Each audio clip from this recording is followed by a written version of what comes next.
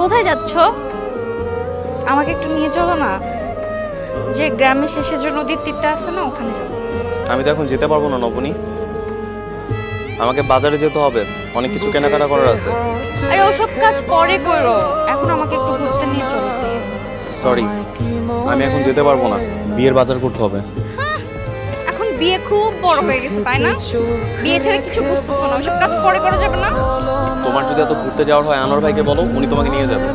কেন? আমি আনোয়ার ভাইকে বলবো কেন? আসার পর থেকে দেখতেছি ইগনোর করতেছো। আমি যে আসার পর থেকে একা ঘুরতেছি, আমার দিকে কোনো খেয়ালই নেই তাই না? তোমার সাথে আমার কিছু কথা ছিল। কি কথা? আসলে তুমি যে বিষয়টা নিয়ে আমাকে বলেছিলে, আমি ওটা নিয়ে ভেবে দেখলাম, আর নানির মুখ থেকেও সব কিছু শুনলাম। আমি তোমাকে এখন বিয়ে করতে চাই।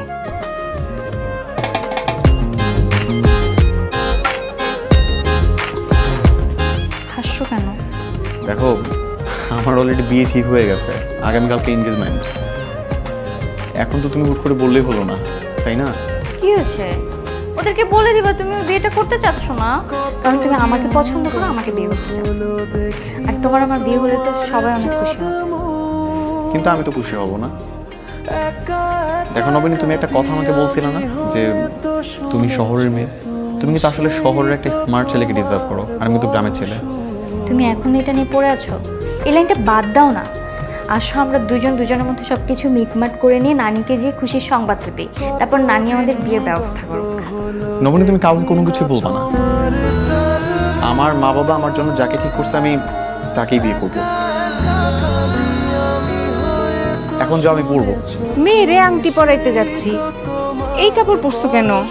হ্যাঁ, আরে বিয়ে বাড়িতে যেরকম কাপড় পরে ওই রকম সুন্দর কাপড় পরে যাবা। আমি ঢাকা যাচ্ছি। ঢাকা যাচ্ছে মানে? তোমার বাবা মা তো কাল পরশুই চলে আসছে, আর তুমি ঢাকা চলে যাবে? হ্যাঁ মামা, আমার জরুরি একটা পরীক্ষা পড়ে গেছে, আমাকে ঢাকা যেতে হবে। পরীক্ষা? কি বলতেছো তুমি? তুমি না বললা যে পরীক্ষা শেষ করে আমাদের এখানে আসছো? পরীক্ষা শেষ, কিন্তু এটা আরেকটা পরীক্ষা, আবার নতুন করে পরীক্ষার ডেট দিছে আর কি, তো যেতেই হবে। দাদি, যে চলে যেতে চায় তাকে তো জোর করে আটকা রাখার দরকার নাই, যেতে দেওয়াটাই ভালো। মা দেখো না, একটু যদি চেষ্টা করে তোমার কাজটা একটু পিছায় দেওয়া যায়।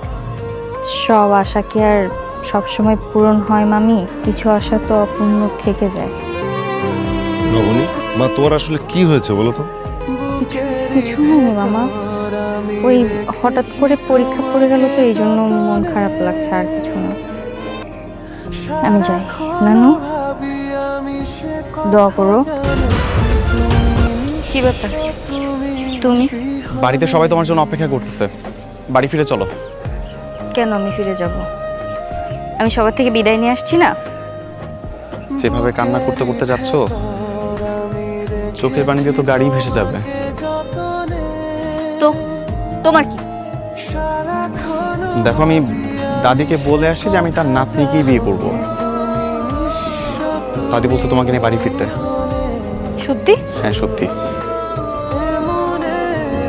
কিন্তু তোমার যে বিয়ে ঠিক। ওসব কিছু একটা বলে ম্যানেজ করা যাবে। এখন প্লিজ তুমি আমার সাথে চলো। আনোয়ার ভাই, জি আপা। আপনি গাড়ি নিয়ে আসেন, আমি সাথে যাচ্ছি। ঠিক আছে আপা।